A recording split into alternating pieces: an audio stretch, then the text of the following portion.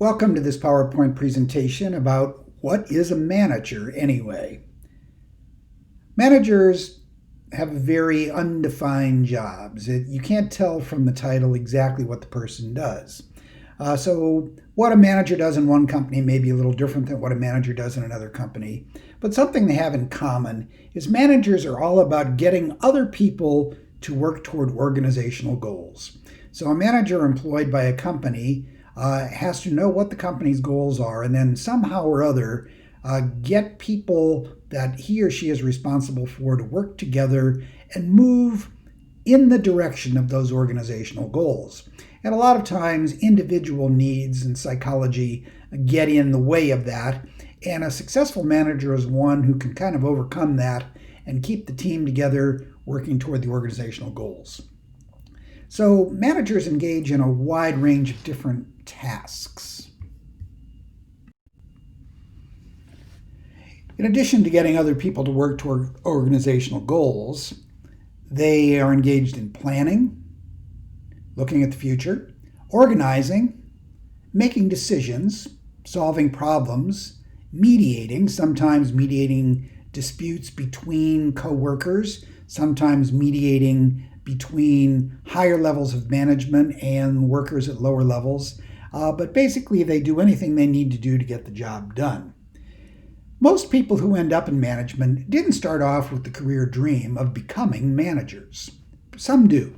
But most people get into an occupation because they're interested in some technical aspect of what the company is all about. So maybe you like numbers and you want to become an accountant, and you become a very good accountant, and that's your job for a while, to just do accounting. Or maybe you're an engineer or a scientist working in a scientific company, and you are there because you like doing research and solving scientific problems. Or maybe you're a marketing person who enjoys taking surveys and looking at data and crunching together the numbers to try to come up with better ways to run advertising campaigns.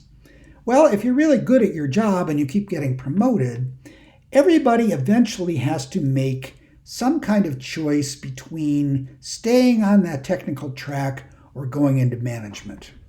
I'm a college professor, and I'm in this business because I enjoy research and teaching. But all of us at some point have to decide whether we're going to go into administration or not. Will I become a department chair, and then maybe a dean, and then maybe a president? It's a very different kind of job. And sometimes people get sucked in to making changes they really shouldn't have made because the prestige and the money is usually higher on the management track than on the technical track. Because you go away from doing the thing you love, whether it's accounting or scientific research or art, and your job now becomes being responsible for other people and managing them. There's something we're going to study about later in the course called the Peter Principle, where people get promoted to their level of incompetence. The short version is that if you're really good at one job, you get promoted into another job, and if you're really good at that job, you get promoted into another one, until you eventually get promoted into a job that you're not very good at, and then you don't get promoted anymore. So you're sort of doomed to spend the rest of your career wallowing at this level that is over your head. You're incompetent, whereas you would have been much happier and more productive had you not taken that last promotion. But we'll talk about that later in the term. So let's talk a little bit about how managers actually spend their time. These graphs here show you the difference between average managers, successful managers, and effective managers. This is based on a study done by Luthans, Hodgseth, and Rosenkrantz, and they found that most managers spend a great deal of time communicating with other people, but effective managers, the ones that get stuff done, actually spend more time communicating than they do at any other task, and they more so than managers who are not quite as effective as they are. Some managers report that 80% of their time is spent communicating with people.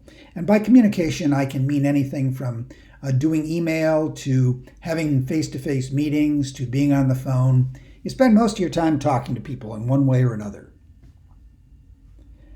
Other management tasks include things like decision making, budgeting, planning. These are usually thought of as traditional management activities. Human resource management, on the other hand, is doing things like disciplining people, training people for jobs, managing conflict between coworkers, hiring and firing people, trying to get people motivated. So that's what human resource management's all about. And networking.